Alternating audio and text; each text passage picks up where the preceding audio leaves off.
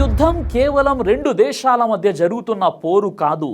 ఇది మీ జేబులో ఉన్న డబ్బుపై జరుగుతున్న దాడి. ప్రపంచంలో ఎక్కడో జరుగుతున్న బాంబుల శబ్దం మన ఇంట్లో పెట్రోల్ ధరల రూపంలో వినిపిస్తుంది.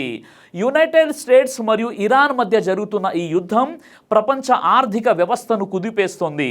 మరి ఈ యుద్ధంలో ఎవరు గెలుస్తున్నారు, ఎవరు నిజంగా ఓడిపోతున్నారు, మరి చివరికి నష్టపోయేది మనమేనా?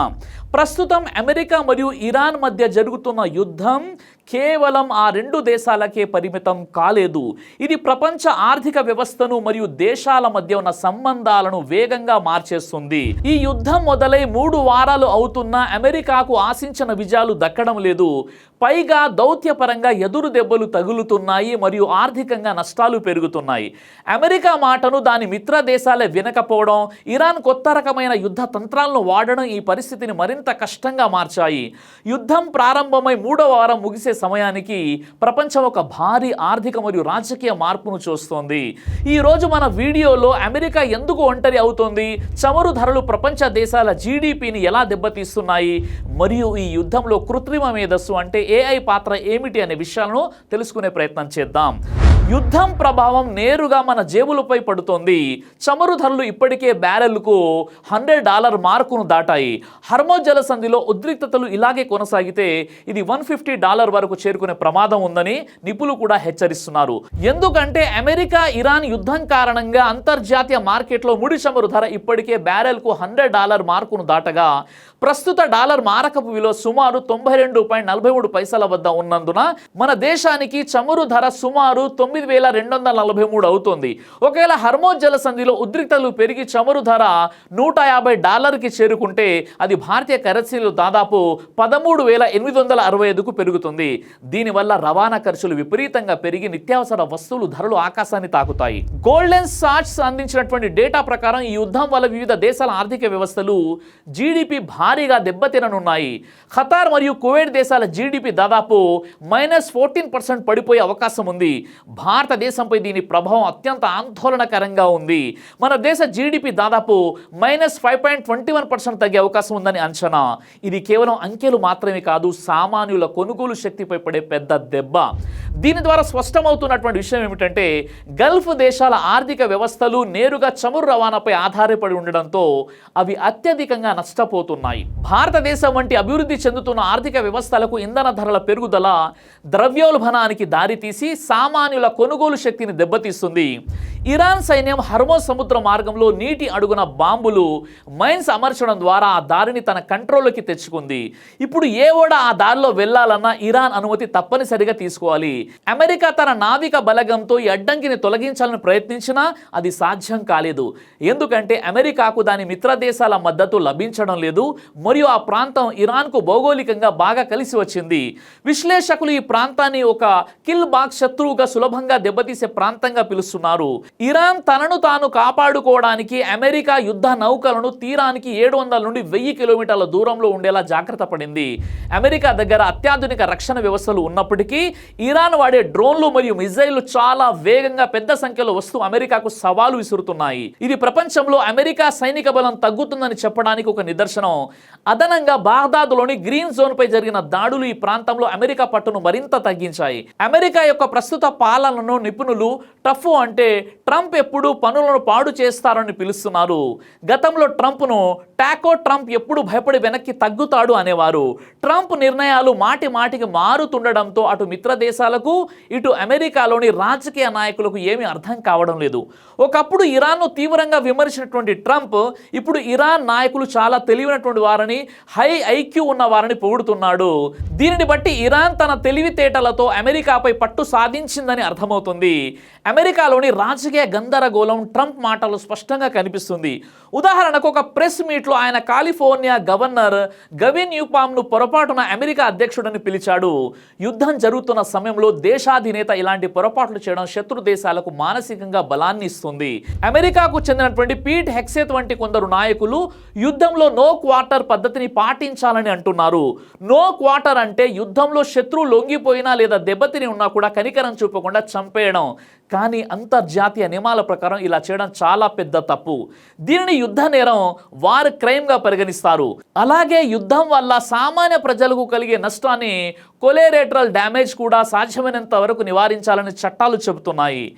అమెరికా ఇలాంటి కఠినమైనటువంటి నిర్ణయాలు తీసుకోవడం వల్ల కెనడా, ఫ్రాన్స్, స్పెయిన్ వంటి మిత్ర దేశాలు అమెరికాకు మద్దతు ఇవ్వడానికి ఇష్టపడడం లేదు.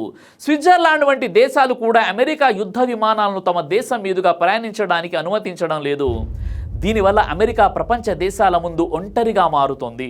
నేటి కాలంలో యుద్ధం కేవలం ఆయుధాలతోనే కాదు, తప్పుడు ప్రచారం, డిస్ఇన్ఫర్మేషన్ ద్వారా కూడా జరుగుతుంది. ఇది క్షిపణుల కంటే శక్తివంతంగా పనిచేస్తుంది. ఉదాహరణకు ఇజ్రాయెల్ ప్రధాని బెంజమిన్ నెతన్యాహు ఒక కేఫ్లో కూర్చున్నట్లు ఉన్న వీడియోను పరిశీలిస్తే అది ఏఐ, కృత్రిమ మేధస్సుతో సృష్టించిన నకిలీ వీడియో అని నిపుణులు గుర్తించారు. నెతన్యాహు వీడియోను ఈ శాస్త్రీయ కోణంలో పరిశీలించినప్పుడు అందులోని కాంతి విశ్లేషణ భౌతిక నియమాలకు విరుద్ధంగా ఉందని, తద్వారా అది కృత్రిమ మేధస్సుతో సృష్టించబడిందని నిపుణులు నిర్ధారించారు. ఇది కేవలం ఒక ఉదాహరణ మాత్రమే. యుద్ధ రంగంలో ఇరుపక్షాలు ఇటువంటి డీఫేక్ సాంకేతికతను వాడుతూ ప్రజలను మరియు సైన్యాన్ని అయోమయానికి గురి చేస్తున్నాయి. యుద్ధం తీవ్రతరం అవుతున్న కొద్దీ ఇరుపక్షాలు తమ కీలక నాయకులను కోల్పోతున్నట్లు సమాచారం అందుతోంది. Israel Defense Forces IDF Iran యొక్క Basij unit commander Gholam Reza సులేమానిని హతం చేసినట్లు ప్రకటించింది. అలాగే మాజీ పార్లమెంట్ స్పీకర్ అయినటువంటి అలీ లారిజాని కూడా ఒక దాడిలో మరణించి ఉండవచ్చని వార్తలు వస్తున్నాయి. ముఖ్యమైన నాయకులు లేకపోవడం వల్ల యుద్ధం మరింత గందరగోళంగా మారుతుంది. సరైన నాయకత్వం లేని సైన్యాలు మరింత క్రూరంగా ప్రవర్తించవచ్చని, దీనివల్ల సామాన్య ప్రజలు ఎక్కువగా చనిపోయే ప్రమాదం ఉందని మానవ హక్కుల సంఘాలు భయపెడుతున్నాయి. ఇప్పటికే లెబనాన్లో 10 లక్షల కంటే ఎక్కువ మంది ప్రజలు తమ ఇళ్లను వదిలి పారిపోయారు. ఇది ప్రస్తుత కాలంలో అతిపెద్ద మానవతా సంక్షోభాలలో ఒకటిగా మారుతుంది. అమెరికా తన పాత మిత్ర దేశాల నుండి మునుపెన్నడు లేనంత వ్యతిరేకతను ఎదుర్కొంటుంది. అమెరికా చేపట్టినటువంటి ఆపరేషన్ ప్రాస్పెరిటీ గార్డియన్ వంటి కార్యక్రమాలకు కెనడా, స్పెయిన్, ఫ్రాన్స్ వంటి దేశాల మద్దతు ఇవ్వడం లేదు.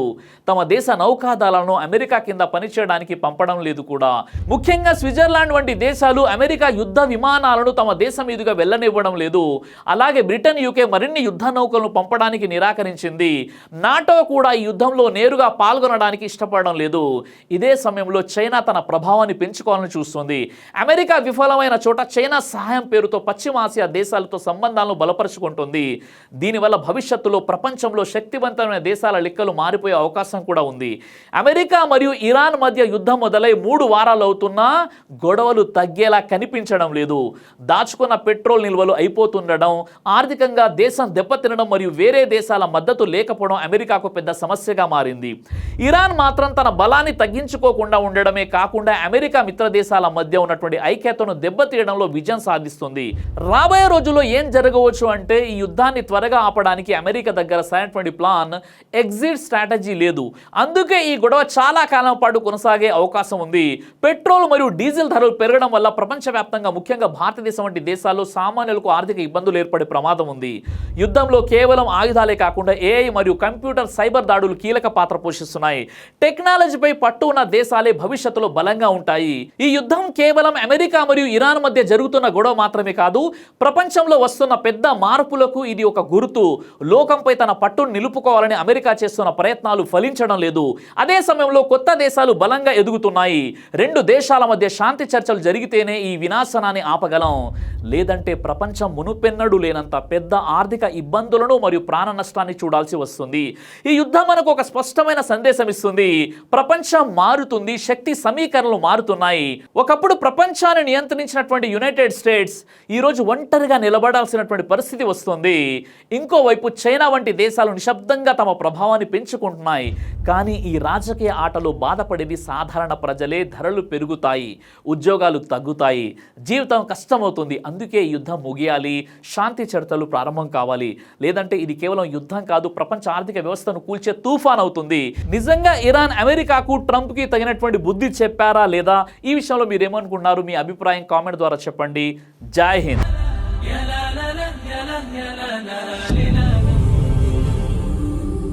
బ్రదర్ సిరాజ్ అని యూట్యూబ్ ఛానల్ని మీరు సబ్స్క్రైబ్ చేసినట్లయితే ఇన్షాల్లా దేవచిత్తం అయితే మీకు వీడియోస్ వస్తుంటాయి. అదేవిధంగా బ్రదర్ సిరాజ్ అనేటటువంటి ఫేస్బుక్ని కూడా లైక్ చేయడం వల్ల మీకు వీడియోస్ వస్తుంటాయి.